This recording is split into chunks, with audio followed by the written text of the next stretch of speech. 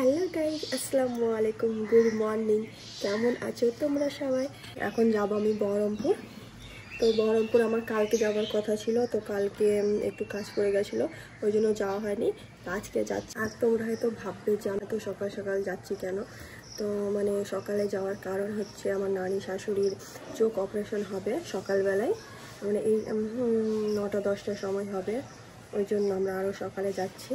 তো কিসের জন্য যাচ্ছি তো বলে দিয়ে যে আমার হেয়ারে কিছু একটা ট্রিটমেন্ট করার জন্য যাব। তো চলো দেখি কি ট্রিটমেন্ট করা যায়। মানে কিছুদিন পরে আমরা ঘুরতে যাব, আমি আর আমার বর।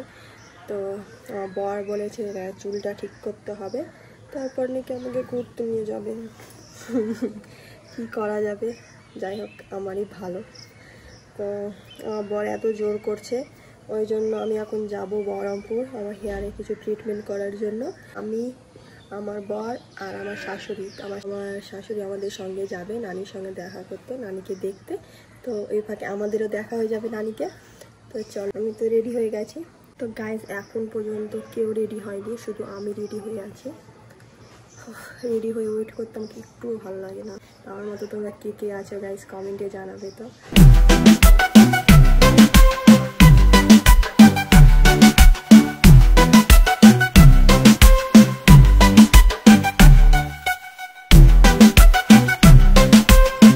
তারপরে আমরা এই হসপিটালে চলে এসেছিলাম যেখানে নানি আছে। তারপরে ওকে রেখে আমরা চলে এসেছিলাম পার্লার।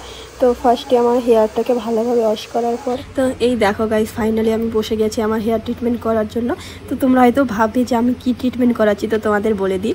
আমি আমার হেয়ারে করাচ্ছি স্মুথিং। এর আগের বার করিয়েছিলাম ন্যানোপ্লাস্টিয়া, তো এবার ভাবলাম যে স্মুথিংটা করাই দেখি কেমন রেজাল্ট পাই। তো ভালোই পেয়েছি। আর ওই দেখো আমার বর ওই যে ওইখানে বসে আছে।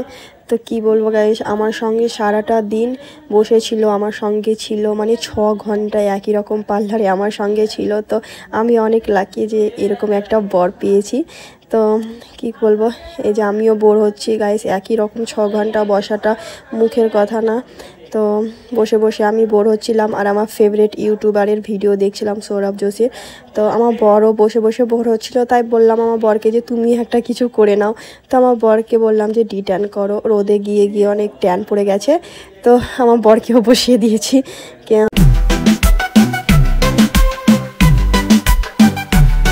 আর এই দেখো আমার বর আমার জন্য কী কী এনেছে, লাস্সি, কুরকুরে। তো এখন বসে বসে খাবো, বোর হচ্ছিলাম তাই।